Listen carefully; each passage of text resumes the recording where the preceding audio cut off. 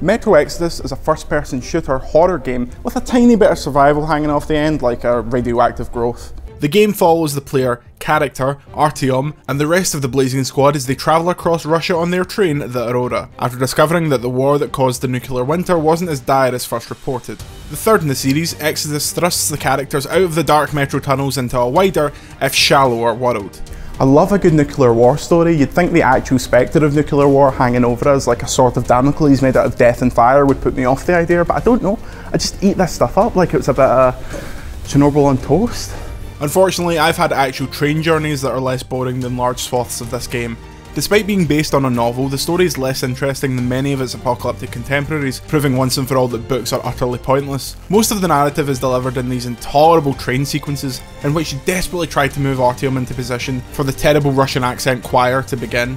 It's 2019, I'm done with silent protagonists in this kind of game. It actively hurts the story. It especially doesn't make sense in this instance, as the main character actually waxes lyrical between missions about how much he loves his wife, or his take on the revelations about the war, or how the radiation has inverted his fingernails. I made that up, but don't you think it would lighten the mood a bit? It also forces other characters to do that stupid thing where they talk to you as if you did actually respond to them, which rips you out the experience faster than the volatile frame rate. This doesn't make me empathise with this prick, it makes me want to skip every single cutscene. The mission structure is unconventional for the Metro series. Instead of the routine go to X, shoot at Y in the tunnels from the first games, the wider mini open world levels give a bit more freedom. This goes from small things like exploring areas for more ammo, or taking detours in order to complete side quests for members of your posse. These things have story implications, but they're not cataclysmic, so don't worry if you didn't go back and get that creepy wee child's bear.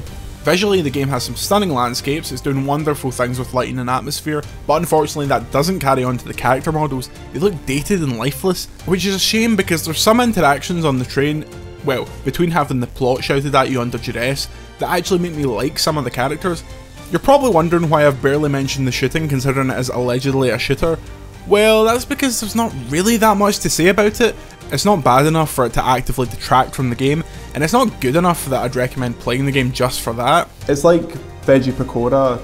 If it's there, you'll take it, but in the back of your mind, you know that you could be eating Destiny or Titanfall 2, which are the chicken pakora in this munchie box of shooters. Now, something fantastic is the weapon customization. Basically, once you pick up a weapon, you have access to all those parts to mix and match a custom weapon. It's like an even deadlier Beyblade. That might sound mundane, but what it does is incentivize looting everyone you kill to see if they have new weapon parts. You're generally swapping between two weapons in your T-Har, which is a gun with a pneumatic pump on the end that, depending on the pressure of the gauge, increases the power of the ball bearings that it fires. This is basically your, oh shit, I don't have any bullets, weapon, as the ball bearings can be crafted anywhere.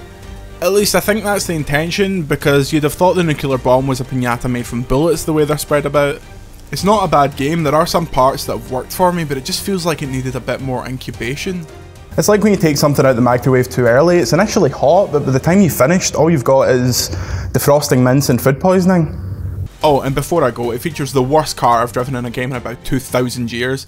It's all in first person as well, so it ends up controlling like that scene in Austin Powers on an infinite loop. Metro Exodus feels like the first game in a franchise, not the third. It has elements I could see becoming great with iteration, like the weapon customization or the more expansive levels, but it's not. It's the third in a franchise that's failed to live up to its potential for the third game in a row. You might get some of your Fallout kicks from this, but if story is the kind of thing that you come to games for, then go to your nearest train station, board a train and get as far away from Metro Exodus as you can. Until next time, I'm Jordan Midler. See you later.